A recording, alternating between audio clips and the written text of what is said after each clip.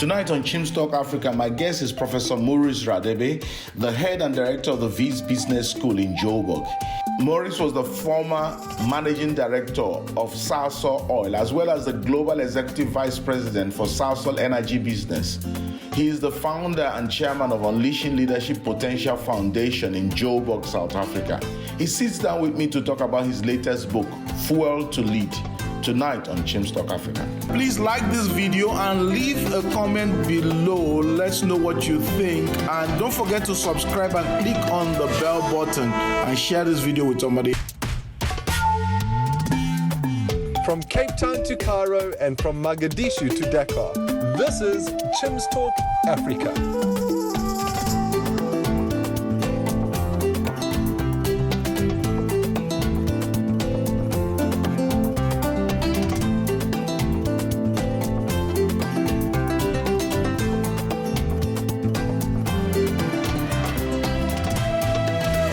Here's your host, Chim Onyibilanma. Hi there, and welcome to this segment of your show. Like I said in the introduction, we have back with us Professor Maurice Radebe. You're welcome to the show, Professor. Thank you very much, Chim. It's a pleasure to have a second session with you. I think it's the pleasure is mine, especially because now we get to look at this labor of love, the book you just came out with last year. The Fuel to Lead. It's one picks it up and he thinks of a leadership book, but it's a combination of so many things. I read this book and I'm thinking this is a human story. It's full of so many personalities, yet it's a leadership textbook. And at the same time, it's a book about for every single person who wants to find meaning and make something of their life. And it's a book that has so many things mixed in it. Why did you write this book? Great question. I have been mentoring a lot of young leaders for over 10 years now, and some of them have really become successful. And they've urged me that, listen, what we've learned from you, from your life, from your mistakes in particular, from your failures, has stood us in good stead. It's important that you're not only just mentoring us here as a small group. This message needs to be heard by many young leaders. So they urged me, cajoled me, and I finally decided that it is important that we write it. Second reason is that I'm passionate about developing the next generation of leaders. And that's been really my calling and my sense of purpose. And a book is one thing that can reach even more people than you've ever even imagined. And it has a potential to reach people far, wide, and even on a global stage. So that's the reason why I've written this book. You know, what I love about this book, it's actually a biography. It's you wrote it in the form of telling your story. Yes. And in the midst of it comes out all these lessons, all these life lessons, and all these things of leadership, of succeeding, of what it means to find meaning in life. But for me, there are characters that come out in this book, and I want us to discuss that. I just want to say to viewers, there's no way we can do justice to what is in this book.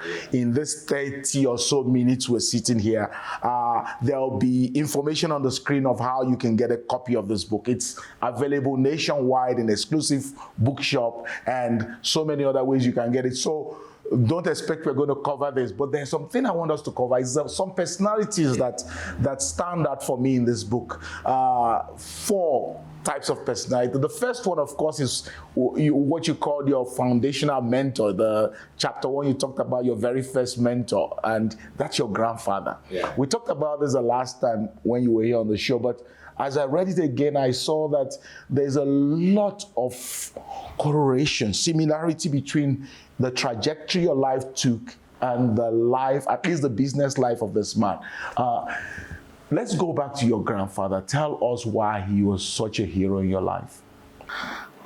He was a hero of my life, and because he had such a positive impact in my life. As I say in the book, from the age of 7, I got my first job. He gave me my first job.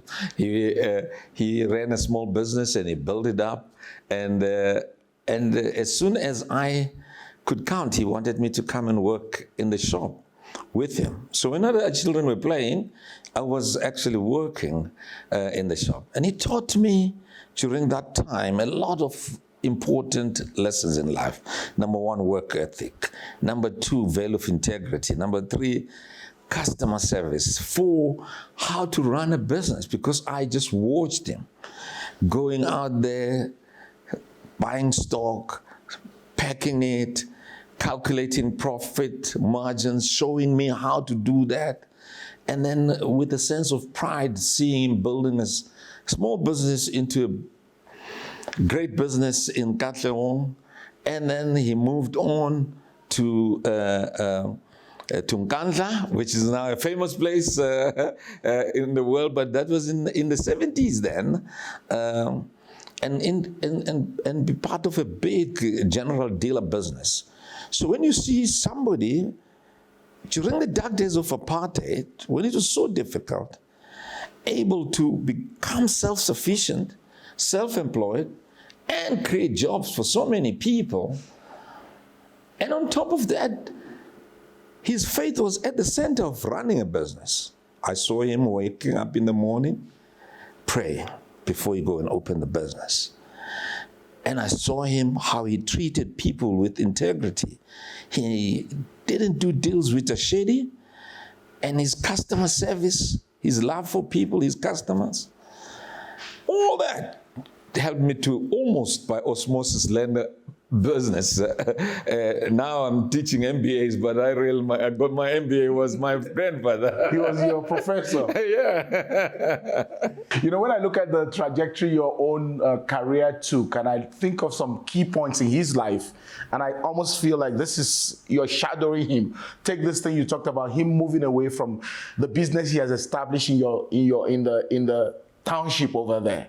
Yeah. And he saw an opportunity in Nkandla, and he moved over, and he was able to, venture wider than what he was before.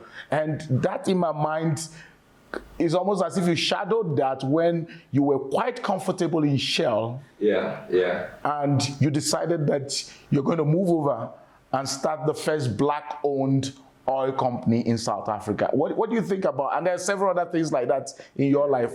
How do you see you shadowing your grandfather? Definitely. I think you're absolutely right there. My grandfather had a pioneering spirit, had an ability to really start things, grow them, and then from there move into bigger things. And that pioneering spirit was actually imbibed in me, literally instilled. So that move of continuously growing your business or your own development was part of his life. And therefore, I followed that. That's why when we had an opportunity after having a good, successful career at Shell, and when we had an opportunity together with a team of very competent black leaders to start Excel Petroleum, I jumped at that opportunity because it was almost moving into the new uncharted waters, and actually extremely challenging because you can imagine at that time there was skepticism that black people can move into high-tech, chemical, petroleum businesses. We were all focusing on retail, shops, but so that challenge was huge. And so we had a sense of historical mission that we have to succeed. We just could not fail in order to prove them wrong. Absolutely. In order to establish once and for all that there is black excellence. Still talking about your grandfather, I saw in him, it was tough love. Yeah. I think of one incident, and I want you to tell us the story. It's here, but you tell us. It's the incident where you were going to be fired from school, and there was tough love there. Tell us a bit of that story and what he did. Yeah, it was quite an important story and an important milestone in my life. I was 17 years old. It was in the 70s. Mid-70s, as you know, all of our young people, all of us as young people, were rebelling against apartheid. So I was at the university, at the boarding school, and we were obviously leading a strike, and I was one of the leaders of the strike at that point in time. And that school was a boarding school run by the missionaries, and they were very strict. And if you do anything that is wrong, they fire you instantly. So I was on the firing line, basically, because of my leadership of the strike of that time. And how they used to do it, they didn't tell you you're going to be fired today. They'll just call your parents, and then your parents will come, and they've been told, come and pick up your son or your daughter because he's now been fired. This time, I was called into the principal's room. When I walked into the principal's room, wow, there's my grandfather. Now I thought, whoa, man, I'm in real deep trouble, you know. And the principal laid all the charges that I'm rebellious and I'm not listening and I'm leading. At that time, they used to call us ring leaders. And as I was not, he used to tell me to fasten my shoelace. The principal, she actually, the lady, Sunshine. And even at that moment, I was not. She said, almost like a proof or evidence. She said, look at him. I've been telling him to do. Is that a significant thing that you people used to do, not fasten your shoelace? Yeah. When you're a little bit as a young person. It wasn't political. It was just a young person thing. Yeah, as a young person thing, you don't fasten your shoelace. But in the discipline of the school is that if you're wearing your uniform, you must fasten your So go on. So what happened after that? And then after laying all the charges, she said, Maurice is fired.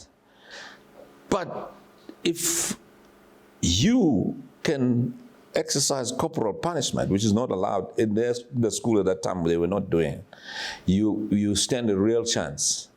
We may reconsider. That's if your grandfather would exercise corporal punishment on you. Yes. In other words, give me a slash. Hide it. And then, so she left. And we were looking at each other with my grandfather. And she said, you make the choice. If you're thinking now you want to go and work, I don't want to save or waste my money paying for your school fees, you choose now. Or I give you a hiding. So you make the choice. It was quite a difficult choice to make, you know, because here am I, I'm a leader in the school, and the school doesn't exercise corporal punishment. And you're thinking, geez, if all the news comes out that Maurice has been spanked, you know, as a young time, as a teenager also, you know, the issue of young ladies, you're thinking, what do you think of me? But for a split second, I thought, here's my future without education, future with education. And the choice was clear in my mind. I said, look, I want to continue with my education. And then I said to him, no, I don't want to go and work now. So I'm quite prepared to take the punishment, corporal punishment. And I think that was the best decision of my life. Yeah, he studied. And he didn't hesitate. He stood up there and he asked the principal, give me a shambok, and then I was given it. And I was just painful, obviously. I was crying, but deep in my heart, I thought this is the best decision I've taken. And I think looking back now, and I like to say to many young people, sometimes you're at that crossroad that can either turn your life is dependent on the choices you make and the decision you make. If you make wrong decisions, they can lead into a very poor quality life. Critical as a young person and as a young leader, the quality of decisions you make determine the quality of life that you're going to become. That's so true. Critical. Let's talk about one last thing about your grandfather. It was his passing. He was sudden as far as you were concerned.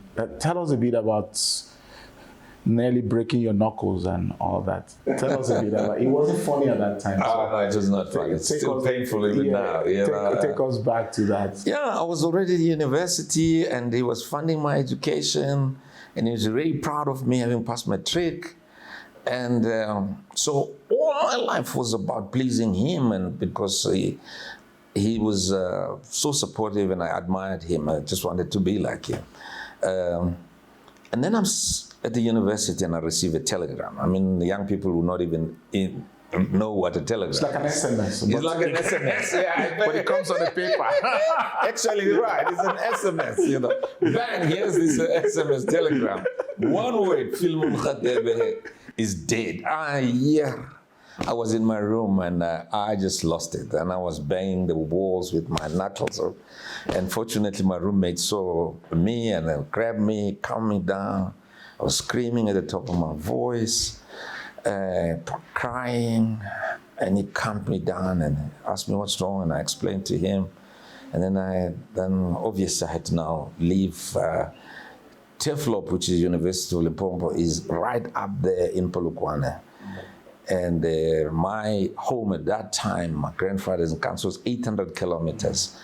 The only way I could do that was to basically deny that this is truth. So this telegram is wrong. There must be something wrong with this telegram. Somebody has made a mistake. And as soon as I got that, believing that it is a mistake, I could make sure this is wrong. Yeah, let me go and check it out. So I got into the taxi, one taxi after the other, train down, right to KZN. And then when I walked and I saw that everybody's around here, and there was this culture of polishing the windows with the white to show that in this family. And when I saw that, I knew that this is true. I was just painful. But then I got stuck into arranging the funeral for the whole week, you know. But then the day came when it's a funeral day, and everybody was there in the church. As I say, my grandfather was a lay preacher, basically. That's why I call him a marketplace minister.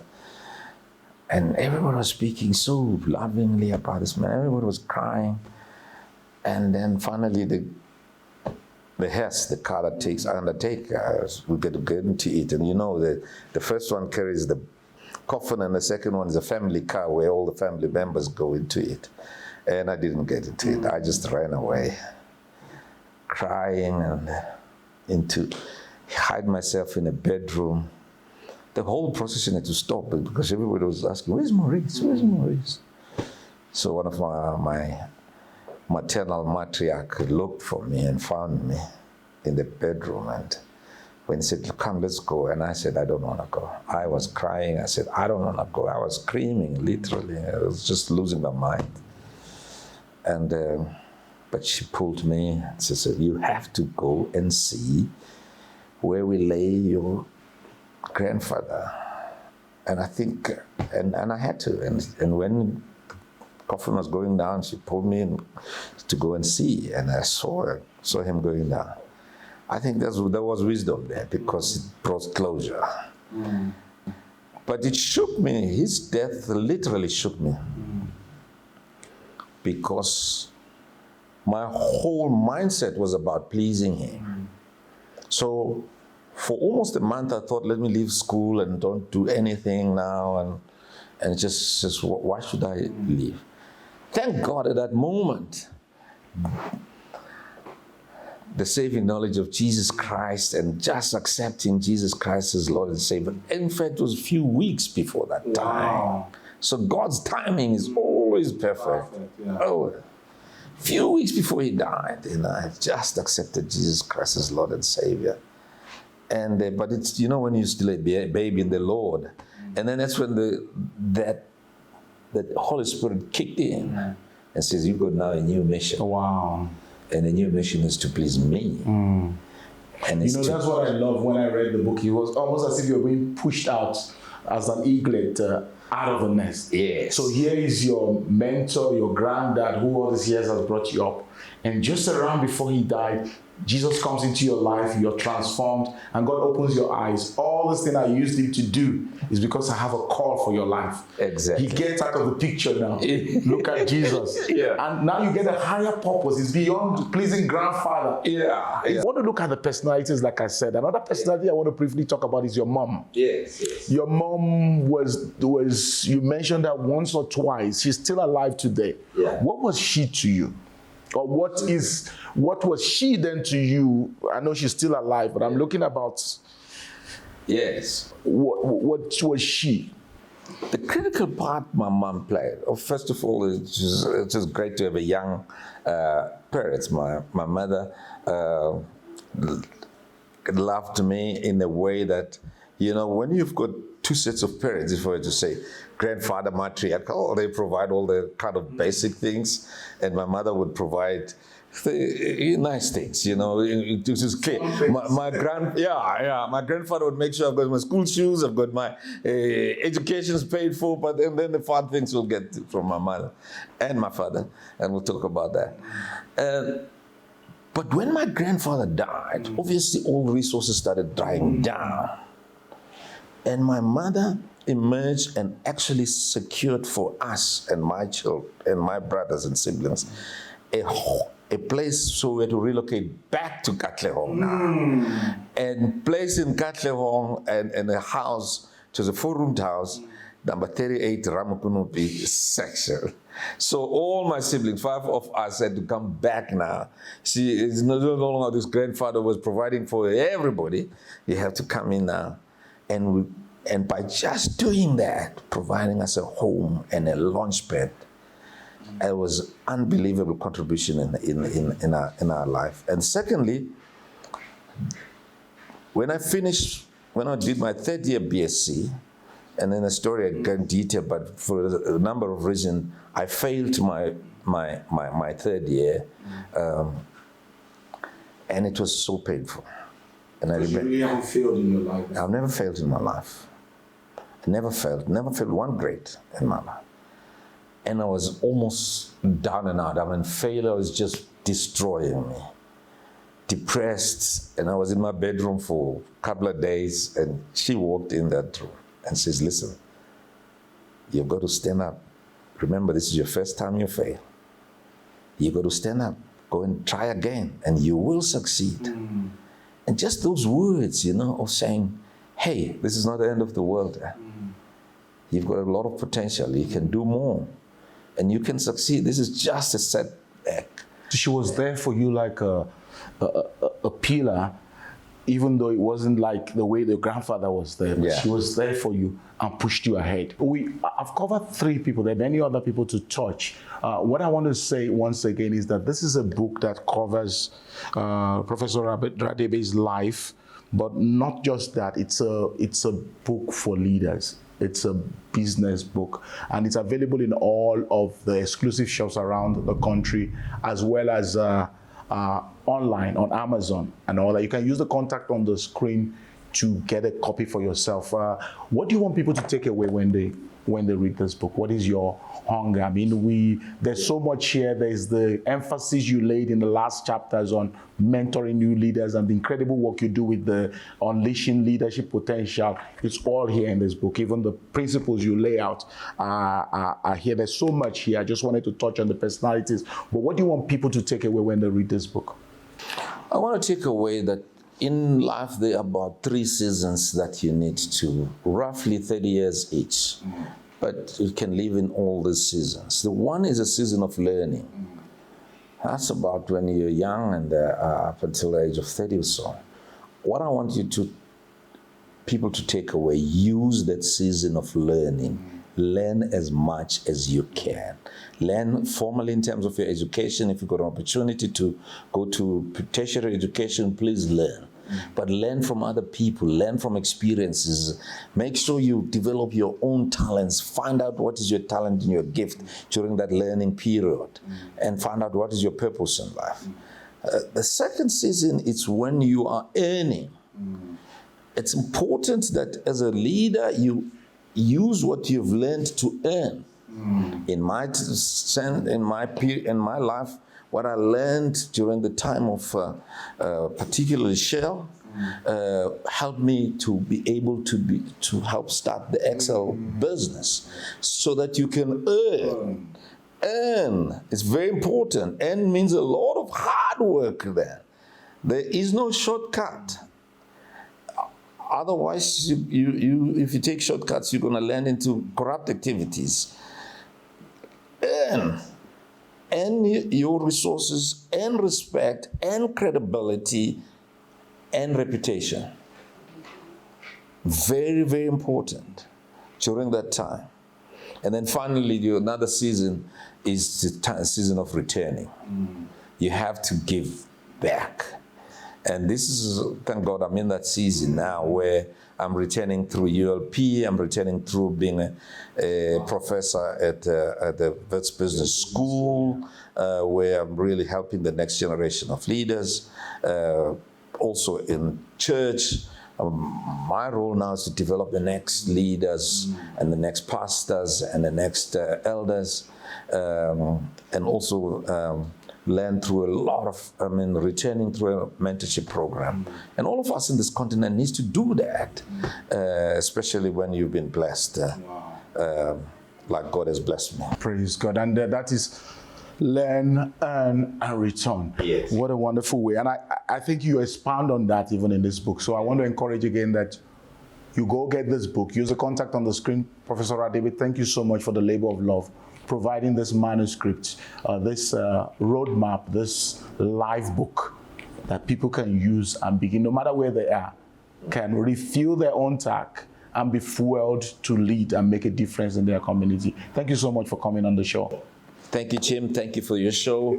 You're doing a great job in this sessions that you have. Thank you very much. Thank you so much. Please like this video and leave a comment below. Let's know what you think. And don't forget to subscribe and click on the bell button and share this video with somebody.